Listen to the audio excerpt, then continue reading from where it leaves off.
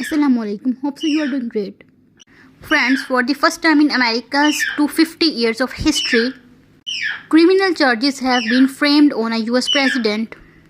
Donald Trump made history with his 34 charges have been framed on Trump, with the maximum imprisonment of each of the charges being 4 years.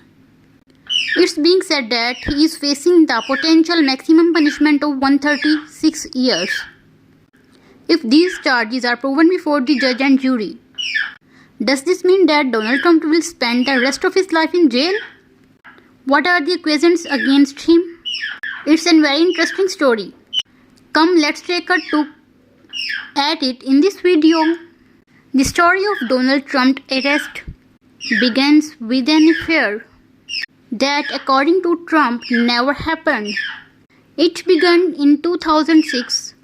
Donald Trump and Melania Trump were already married. They were married for 1 year, and Donald Trump was hosting a TV show. During this time, he met adult actress Stormy Daniels. They met in Nevada at a celebrity golf tournament. After this, allegedly Stormy Daniels and Donald Trump began an affair. Fast forwarding 10 years, in 2016, Donald Trump was contesting the US presidential elections, and Daniels tried to reveal the story of their affair to the world.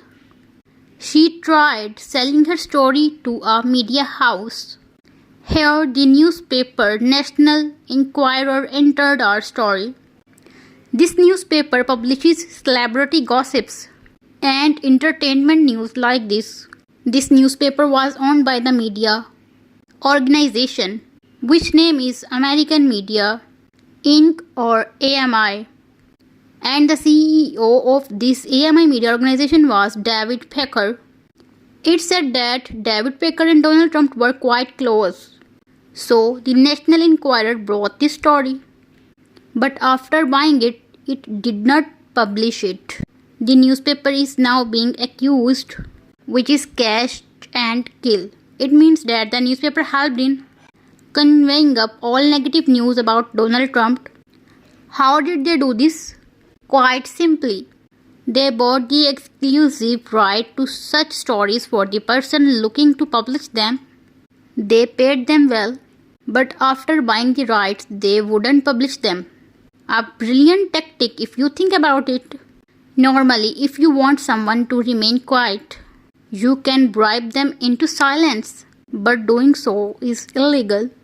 Here, to keep them quiet, this newspaper would approach them and offer to buy the exclusive rights to the sensational stories under the guise of publishing them. But they never publish the stories, and that person can't tell his story to anyone else because he gave exclusive rights to the story to this media organization. An example of the story of former Trump Tower doorman Dino Sajuddin. Friends, Dino Sajuddin worked as the doorman at Trump Tower. When you go to big building or a 5-star hotel, there are some people employed to simply open and close the door. They are the doormen. This was Sajuddin's job at the Trump Tower. One day in the 1980s, he saw Trump with another woman going in and heading out of the Trump Tower. Not only this, Sajuddin claims that although he was married, Trump had an affair in the 1980s.